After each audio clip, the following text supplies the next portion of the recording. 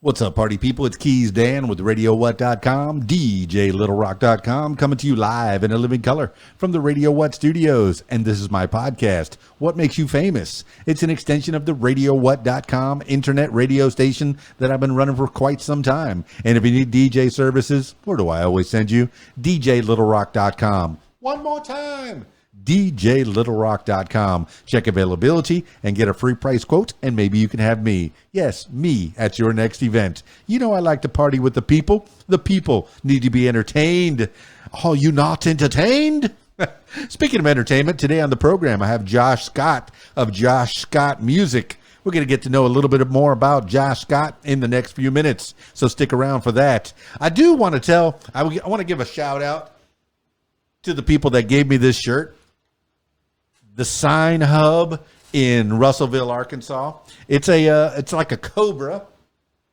I'm really into the Karate Kid, and the lady that was running the place, Jessica Oots and Nick Oots, one of them was wearing this shirt, and I'm really into the Karate Kid, so it kind of looked like Cobra Kai. There's a cobra on the shirt, so the people that are listening to the audio are going, "What are you doing, man? I can't see a cobra on your shirt."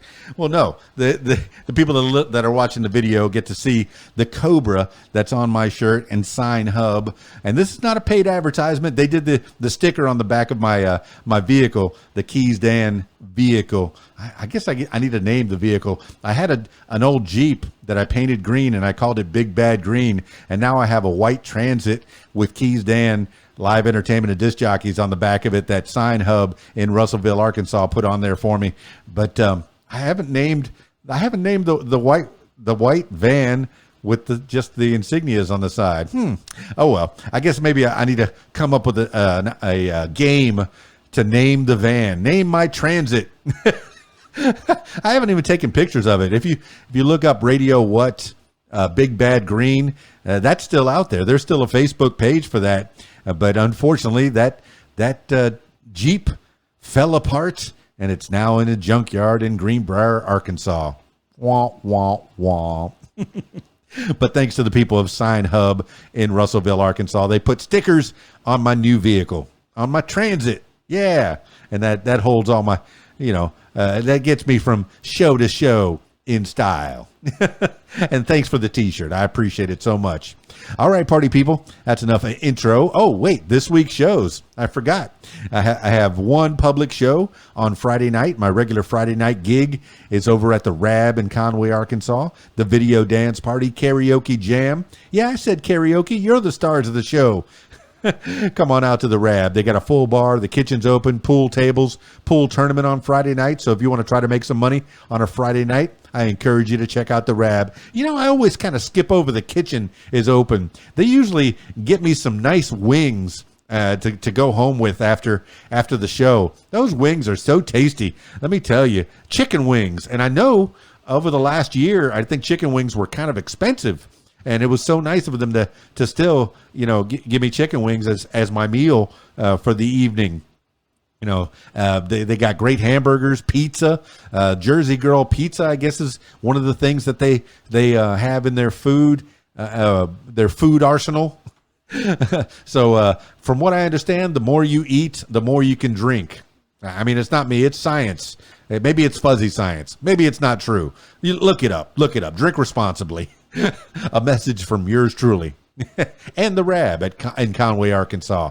So come on out to the Rab Friday nights from 8 p.m. until 12:30 in the AM. It's always a good time. Man, that place was packed last week. We had 2 birthday parties, balloons everywhere. People were singing. It was so beautiful. I really do enjoy the karaoke show at the Rab in Conway, Arkansas, Friday nights. Come on out and play with us. All right, let's get into it with Josh Scott of Josh Scott Music. Skyping Josh Scott now.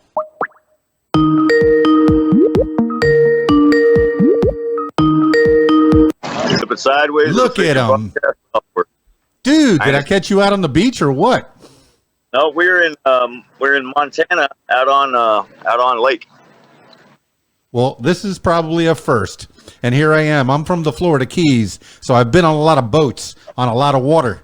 And you are the first podcast that I'm doing with somebody who's actually on the water. Did I catch you at a bad time, Josh Scott? Well, I'm on the water, so I'd say you caught me at a good. I'd say I caught you at a good time. So for the people that are listening to it's Margarita Monday where I'm at. Oh, that's fantastic, man. For the people that are listening to the audio version, they're not going to catch your smiling face out there on the water. I got Josh Scott music. Now, I did catch a glimpse of a ring on your finger, man. It looks like an Irish ring. What is that? It's a Black Hills Gold. No, what kind of ring is that? Could you show that in the camera again? See if I can put my margarita real fast. Ooh, I hate to make him put his margarita down. So that's it right there. So, man, that is fantastic. See that there? Yeah, I got it right there. Man, that's beautiful. It's what kind of design is that? It's just some Black Hills Gold. They got this Black Hills Gold out here in the mountains of the Dakotas up in North and South Dakota, and you can still get Black Hills Gold, and that's where I had the ring made. Well, I mean, from what I understand, you're a country man, you're a country star, you're living in Montana. My father-in-law lived in Montana. I think he was part of the forestry at some point in his life, and he said it was great country up there. So I'd look forward to getting up there at some point in my life, man. But, now that I got you here on the What Makes You Famous podcast, give the people an idea of who you are, Josh Scott.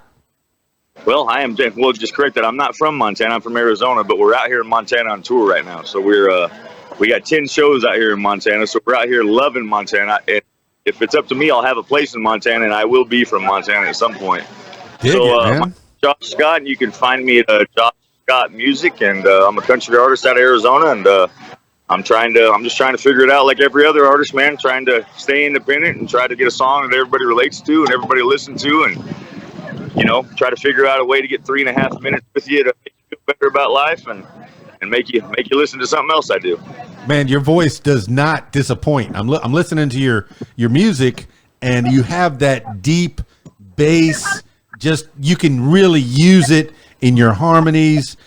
Man, that's something that obviously you've been developing it for a long, long time, man. When was the first time that you thought you could be a singer?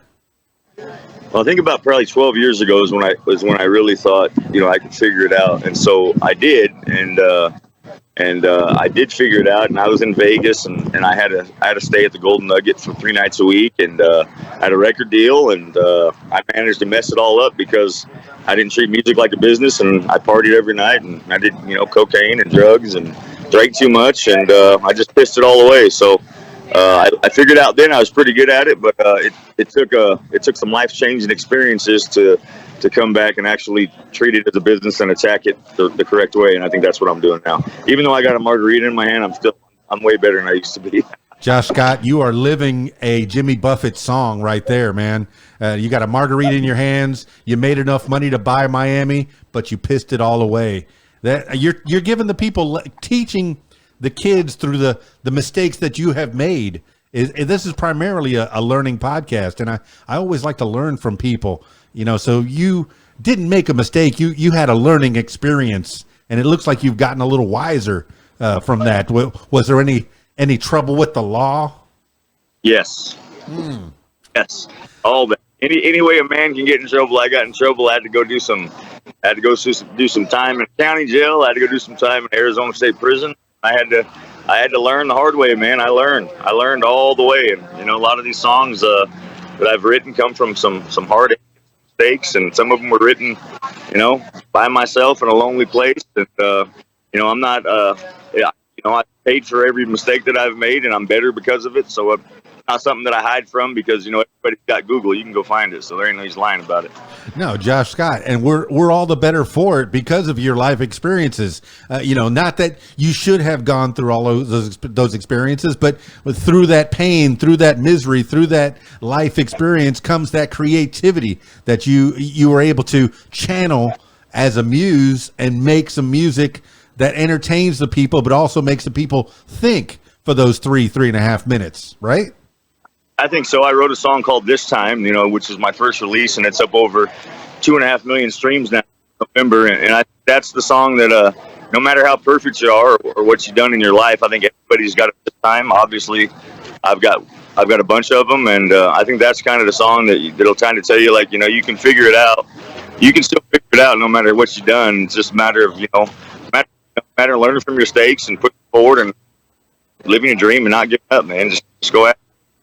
That's fantastic, Josh Scott. Hey, give a pan around for the people that are watching the video version, as I see a boat in the background. I see a few boats. Are you on a dock? People over here. It's Margarita Monday right here. It's so you got some people over here drinking margaritas. We are out on the water, a place called the Raven here in Montana. This is hey, what's the name of this lake? This is a Flathead Lake, which is the second largest lake in the world outside of the Mississippi. Man, see, and you never know what you're going to learn on these podcasts. And I want to put that on the What Makes You Famous walking tour.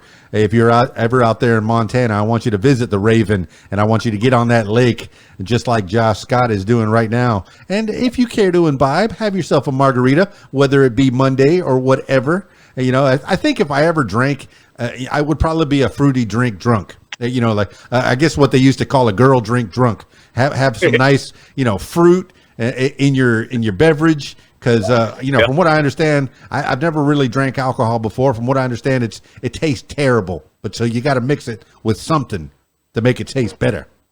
Yeah, well, yeah. I mean, so there's drinks for getting drunk, and then there's drinks for for enjoying getting drunk, and the girly drinks are the way to go if you're enjoying your way on it. And then if you just want to get drunk, just go drink some shit that don't taste good, man, and you'll be fine. Yeah, I know. Down when I was in the Florida Keys, I was a security guard at Holiday Isle, which is kind of like Kokomo. It has to be Kokomo because, from what I understand, the Beach Boys actually played there, and quite a few other people have been through. And it's in Alameda, Florida, in the Florida Keys. And I was a security guard there, and they had a rum runner. And, when you're on the beach, there would always be one person for that group of five that would feed those four other people drinks, feed them drinks. And they're sitting out in the hot sun in Florida with the dead of heat, and they're just having fruity drinks thinking, oh, this is great. But then after a few hours, you try to get up out of your chair, and you just fall right over onto the beach. I've seen that so many times, man. Yeah. Now, when you were 12 years ago, let's explore that. When you were really into the music business, I guess, how old were you when you got signed with a record label? So I was 30 years old. So it was 13 years ago when I got signed, and I got signed to a fairly large label, and I won't throw names, but I got signed to a large label, and I was playing 3 nights a week at the Golden Nugget, and I was making really good money. And like I said, though, I didn't treat it as a business. Between blackjack and partying too much, I lost all control of everything that mattered to me. And I guess all the stuff that really mattered, kind of didn't matter anymore, and all the unimportant stuff became important. And I lost my. Well, I won't say I lost them, but I almost lost my wife and my kids. And I've been married for 26 years, still with the same woman. And so since high school, so I had to go through a struggle with almost losing them and losing my freedom, and losing everything to understand that everything you do, even if you love it and even if it's a whole shit ton of fun, it's a business, and you got to treat it as one. So we took 10 years off, and I got back to normal life, and I coached my daughter's high school basketball team, and I was driving a dump truck, and I was working like normal. And we decided one night we were gonna do it together as a family, and we're gonna try to figure out if I was, with these songs that I had written and stuff that I was doing 13 years ago, if I could kind of remanufacture that same magic and make it happen maturely and the right way, and at least give it a go, so we're not wondering if it was any good, when I'm 60. And so we did. We dove in about 10 months ago, full speed, and since then the songs have been doing really good. I've opened for Kenny Chesney and Tracy Lawrence and Mark Chestnut, and I've done some songs with Mark Chestnut and Ray Herndon, who was with McBride and the Ride and wrote some #1 hits for Kenny Chesney. He's produced my album and is a good friend of mine now, and has opened all kinds of doors for me. So the people seem to like the music, and I got a song up right now called That Bottle, which is up for Song of the Year with iHeartRadio and Jack Daniels. So things just kind of falling into place, all this time later, and I believe it's just timing and a lot of luck and a lot of people having my back at the right time. God has been good, and just everything lined up the way it's supposed to when it was supposed to, and I had to learn the lessons that I learned back then. And I don't think if I went through the stuff that I went through then that I'd be as successful as I am right now at this moment with the opportunities that I have with this moment and all the people that I kind of got in my corner right now. So it's everything that happens for a reason. It brought me to talking to Dan Keys right now, where we are. So, well, it's your hard work and the backing of your family. It sounds like you have a lovely wife that has backed you up for 26 years, and that's fantastic. Pursuit of happiness, I think you have it there, and you have your children that are also sticking with you, and that's got to keep you grounded no matter what else is trying to get a hold of you, be it the drinks or the drugs. But previous to when you were 30 years old, you were honing your craft, man. So in Arizona, I'm guessing you were born and raised in Arizona, and what were you doing as a young Josh Scott to become the country star that you are right now?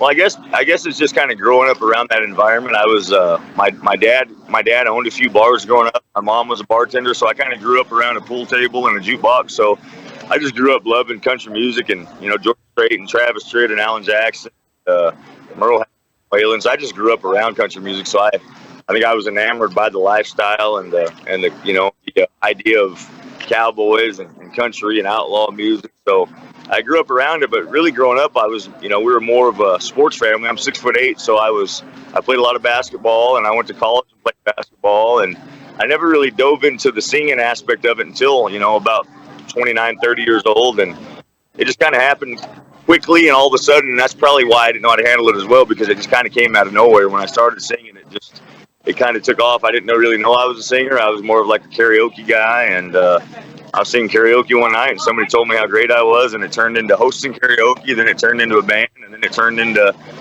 having a show at Vegas, and all too much at too quick, and that's kind of the story of it, man. I didn't plan on being a singer or think I was going to be one. It just kind of happened overnight, and I think that's where the not knowing how to deal with it kind of part was, because I became like this, what I thought was a superstar overnight, and I wasn't. But sometimes if you get up on stage and you sing to a couple hundred people and they all love you, you think that you're a superstar when really you're just singing to a couple hundred people. Well, I'm also a karaoke host as well, and I get to do that on Friday nights publicly.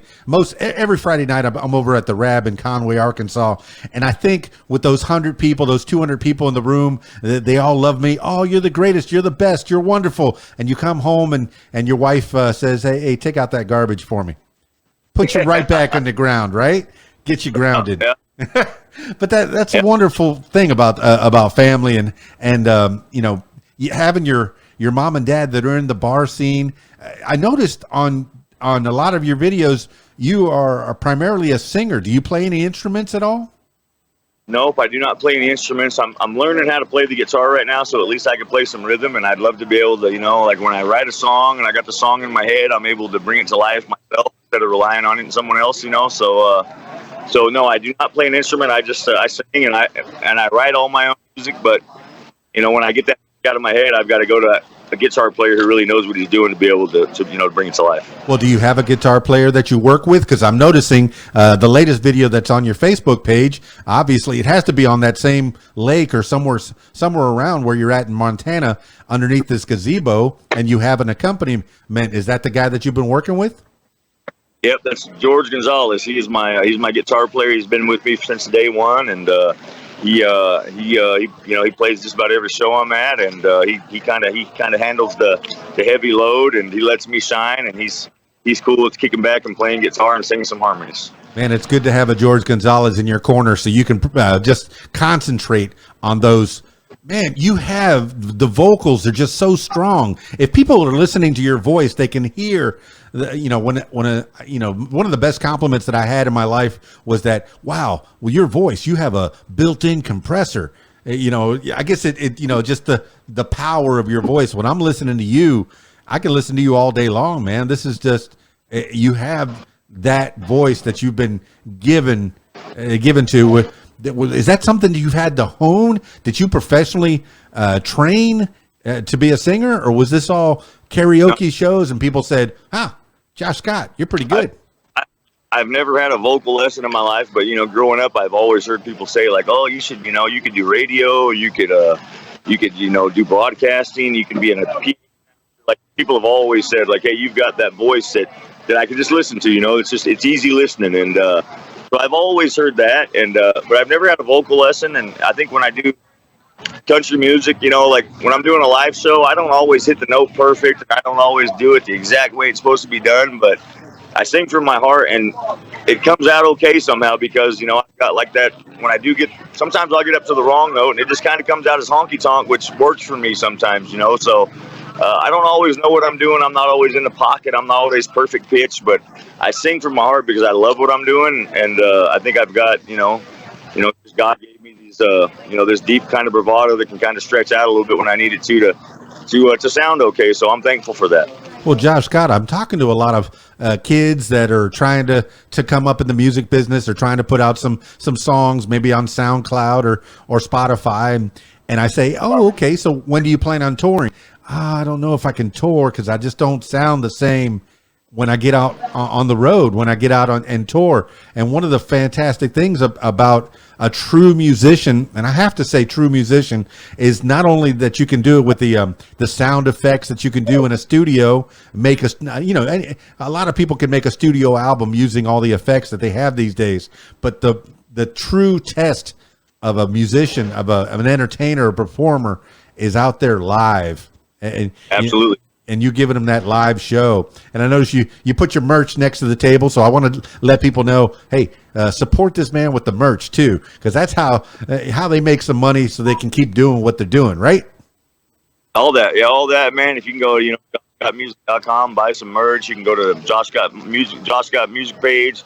You can go to Josh Scott on Instagram, and every T-shirt we sell, and every CD we sell, everything we sell, man, goes towards making more music and trying to figure it out independently, so I'm able to make the music that I want and release the music that I want, say what I want, do what I want without having to give it all the way to a record label and be told what to do. And not to say that if the right record label wouldn't come along that I wouldn't jump on it, because I absolutely would. I just think that for now, I think the right direction for me is just slowly grow organically a nice following and keep doing what I'm doing and enjoy the ride, and see where it takes me, and and just keep pushing, man, and stay humble. And I think along the way, all these people that I'm meeting, because of the stuff that I've been through and some of the hard times that I've been through, is like, I'm not really meeting fans, man. It's like I'm making a whole bunch of friends, and that's kind of the way I'm looking at it. Like I meet all these people, and I've been out here in Montana for about 10 days now. We've done 5 shows in a row, and today's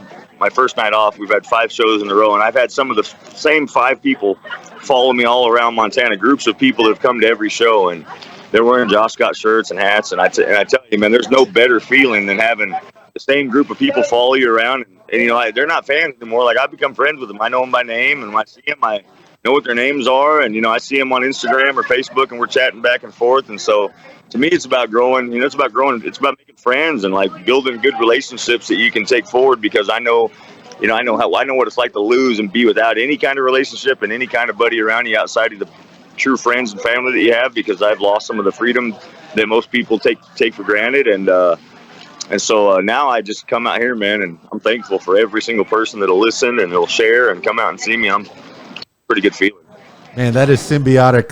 The feeling that you get when you have, 100, 200, 300, 1,000 people sitting in front of you just listening to Josh Scott music. You're getting that energy from them. They're getting that energy from you. It's just it's a transference of energy, man, and just that's what an entertainer feeds off of, and it gives you the wherewithal. If you were playing to one person, you'd give them a good show. You give your all to that, handful of people. But the more people that are out there supporting your music, the more of that feeling you're going to get, coming off of that crowd. You've already played with the greats. How did you end up playing with Kenny Chesney or any of the other people that you've just mentioned? How did that feel? I guess you were opening for them or getting in a festival I opened with them? for all those guys, and the most recent ones, were Tracy Lawrence and Mark Chestnut, and I just opened an act for those guys out in Wickenburg, Arizona at the Flying E Ranch, and Tracy Lawrence I opened for 2 nights in a row, and I got to spend a little bit of time with him outside of the shows and talk music and just kind of, I grew up listening to some of his stuff, and some of my favorite songs are Tracy Lawrence song, and then Mark Chestnut, I actually got to hang out with him a little bit prior to him going on at the end of my show, and I just mentioned to him that "I'll Think of Something" was like one of my favorite songs, and I was hanging out in the tunnel watching his show, and he called me up to have me sing it with him. So I got to get up on stage and sing "I'll Think of Something" with Mark Chestnut, and we become acquaintances. I won't say we're friends because we're not, but we become acquaintances now since then, and it's opened a lot of doors for me. And then I did a party in the desert where I was part of the lineup with Montgomery Gentry, Doug Stone, just a bunch of really Lainey Wilson, and a bunch of big names you get to rub elbows with, and you get to like, instead of being such a fan, which I still was the whole time, you get to actually be an artist with these guys, and they end up kind of listening to some of your stuff and, tell you, hey man, it's a good song. It's got potential. And, so you start feeling like kind of like you belong, and it feels good. I mean, you're still a fanboy. For me, I'm still a fanboy when I see them, and I don't think that'll ever stop because I grew up listening to these guys. But I also think that, I think the stuff that I'm doing and the music that I've written is competitive enough to where, I can hold my own in the country music world, given the opportunity. And I think I'm headed in that direction. So it just took some work, just getting my foot in the door. I went out and met the lady that ran the venue, and I said, hey, let me open for these guys. Let me get my foot in the door. Here's my music. Here's who I am. Shake my hand. And it wasn't because they were coming out looking for me or nothing like that. I was out looking for them, and I was trying to figure it out. So it wasn't by like them coming out to me because I'm great. It was me like going to them and saying, hey, listen to this. They listen what I got to offer. Give me a chance, and that's how I got my foot in the door. And once that happened, I proved that I was good enough, and my songs are good, and I can do a really good live show. And then it opened the doors to more stuff like I'm doing now. So, Josh Scott, see, this is a learning opportunity. You're giving people an idea of how to get a hold of those. Go to the venue. You can do that, because I've talked to a lot of artists. Being on the radio in Miami, I've had a lot of artists come through. I was on country radio and rock radio down there, so I've had some bigger names, and they've sat in front of me for 5, 10, 15 minutes talking about whatever show and whatever they're there to promote. But you're giving me, a lot of times when they go to those different cities, they will try to find a local artist to open for them to kind of warm the crowd up, give them an idea of how things are going. That way they're not going out cold. But you're giving me the idea that if you go to the venue, that could create an opportunity for you to. It can create connection because when I knew that Tracy Lawrence and Mark Chestnut were doing a venue that was 100 miles from where I live at, I seen that was going on, so I actually emailed the lady that owns the place. I emailed her all my music. I emailed her videos. I told her who I was. Hey, go listen to my originals. I never got a response. I mean, they never returned my call because maybe not because they're not good people or they're pushing you off. They probably get just tons of that every day.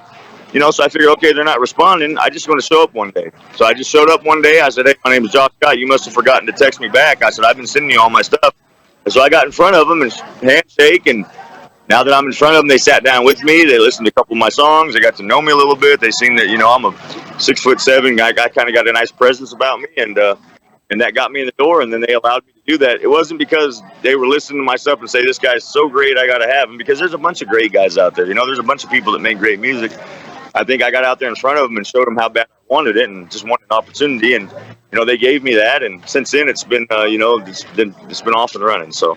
Well, Josh Scott, you're also letting other people know that it's also a hustle. It is work. What you learned at 30 years old, that it's a job. You have to, like any other thing, some of these kids think, oh, I'm just going to be a rock star. I could sing pretty good. I'm just going to be a rock star. And it's like you say it out to the world, I'm a rock star. No, that's not how it works. You got to go out there and create those opportunities. You want to do country music, you got to go out there and do country music. And it wasn't just automatically at 30 years old, here's a record contract, here, go out and play at the Golden Nugget 3 nights a week. No, you were working for that beforehand. You were doing the karaoke shows, and people were telling you how to make those opportunities. But now that you don't have the record label pushing you, are you doing it all by yourself? Do you have an agent, a manager at all? I do everything myself. I figure I know what's best for me, man, and I'm booking every show. We're as a family selling all our merchandise. I'm making every decision that I make. I'm booking the venue. I'm not giving nothing away. I'm taking every phone call, and sometimes I get overwhelmed. I double book myself, and sometimes I find myself I have 2 shows in one day, and I've got to cancel something, and I've got to give out an apology. And but I think I know what's best for me right now, and opposed to giving 15 or 20% away to somebody else who thinks they might know what's best for me is I do. I know what's best for me right now, and I know what I want to do, and I got a plan. And organically, my plan is to grow a big enough fan base to where I can get 30 or 40,000 loyal followers, and I can put a CD out to them of all the stuff we've been releasing, and all the songs that we have, and and get them to support that. And I think you create enough good fans that know that all of them and they know all of you. And I think anything that you put out, they're going to support it. They're going to support your career. And I think that's the big thing right now. I found out that the fans that I have right now, if I were to ask them, hey, here's a CD and I'm going to sign it for you, like, will you pay me $30 for it? They will. They will do that. And that's loyal following. But that's not because it's not because they're loyal because it's just I'm great. It's loyal because I've met these people and I've shared stuff with them on Facebook and Instagram. When they post something, I'll text them back and say hello. And when they're at a show, I'll bring them up and say, hey, nice to meet you. Thank you for this. Thank you for that. And so I'm growing a fan base along the way that's also a friend. It's friends. So I think when the time's right and I say, hey, I need 50,000 people to spend $25 on this. Well, hell, that's $1 million right there. You know what I mean? And so I can create $1 million on my own that I don't have to give a record label 60% of, and I don't have to give a manager 20% of. And at the end of the day, I'm stuck with holding nothing, being told what to do. So that's just kind of the plan. Whether that plan works or not, Dan, I don't know, but I'm gonna try to see if it does before I do anything else. Well, Josh Scott, over the years, I've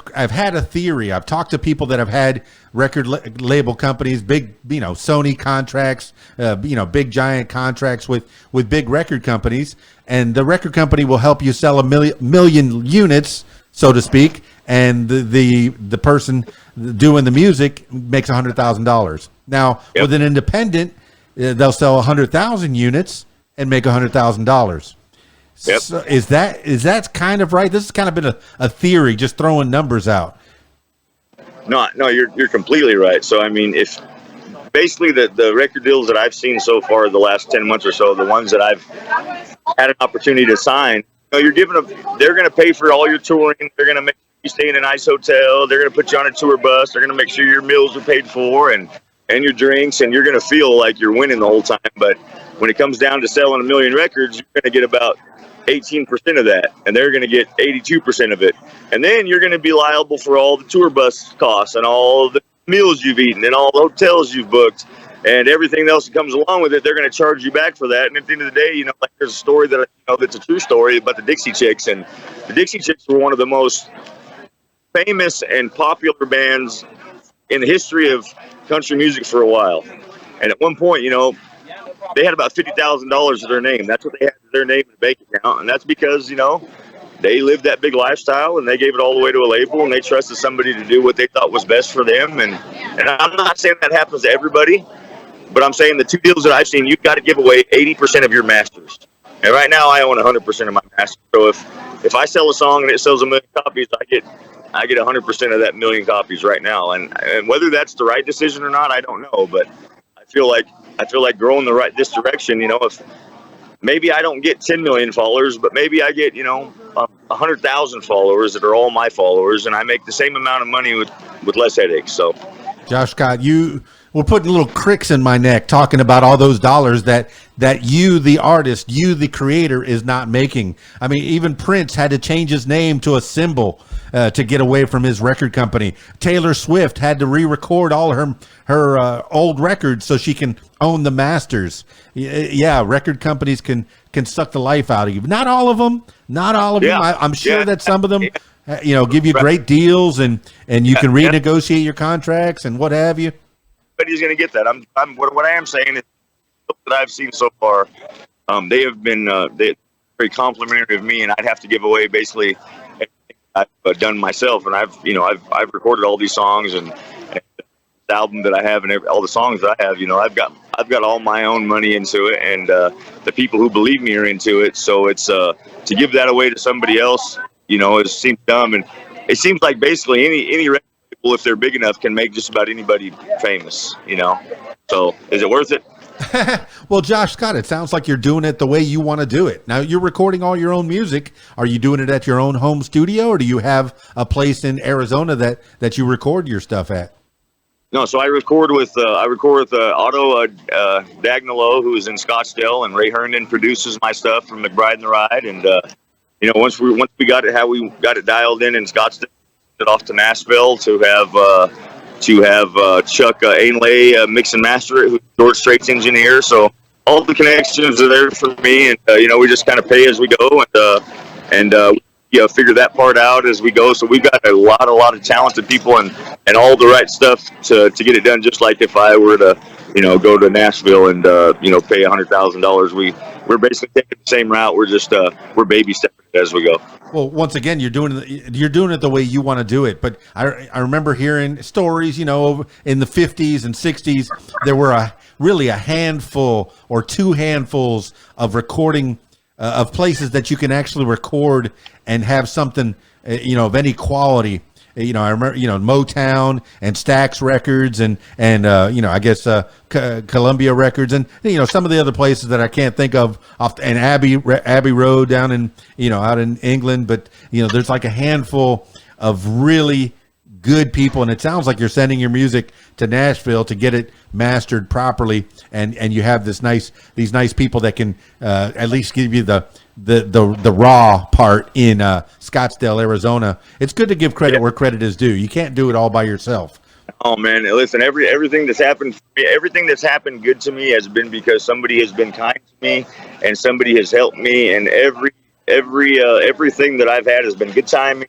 Has been a lot of help, and not to say that I haven't gone out and hustled my way towards all these relationships, but every relationship that I've made and everything that's happened good to me has been because somebody has listened to me and given me 10 or 15 minutes of their time to show them what I want to do, or my music, or my songs, and it's been a lot of kind people along the way.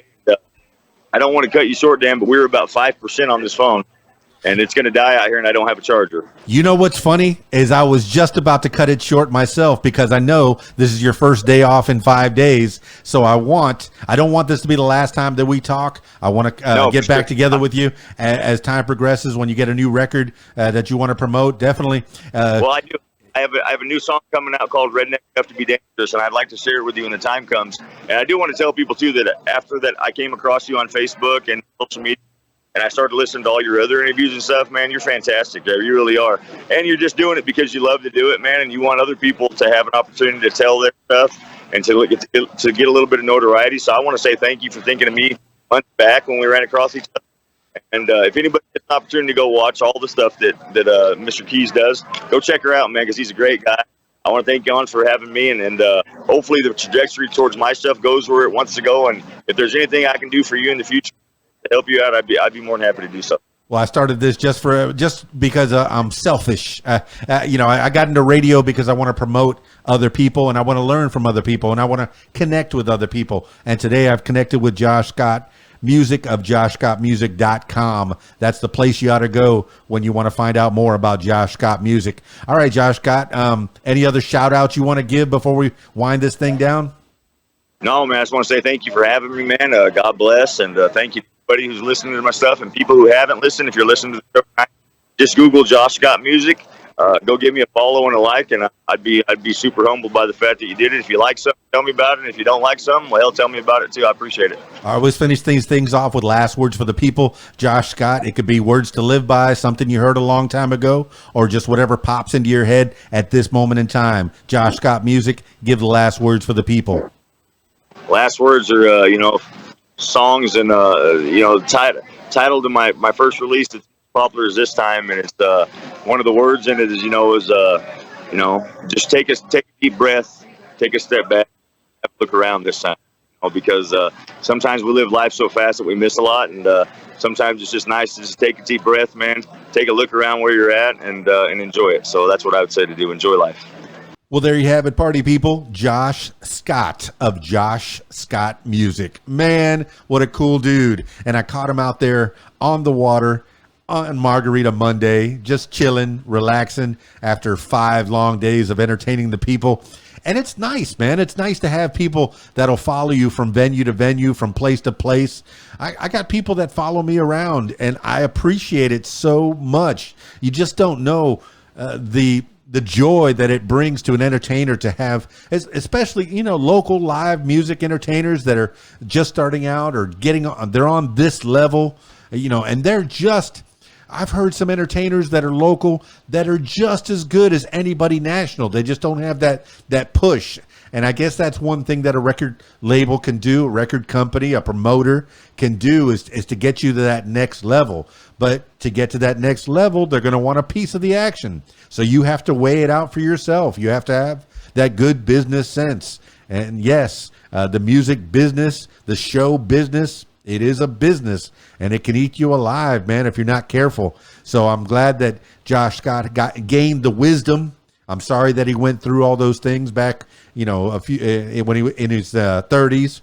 But now that he's a bit older, a bit wiser, and he's got his lovely lady, his family backing him up, and he's also got a great musician that accompanies him, and people in his.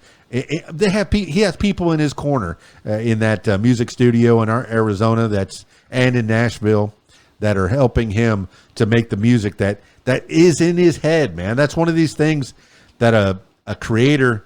I've never written a song. I've thought about writing songs. I've thought about songs. You think about things and wow, how can I make this into a song?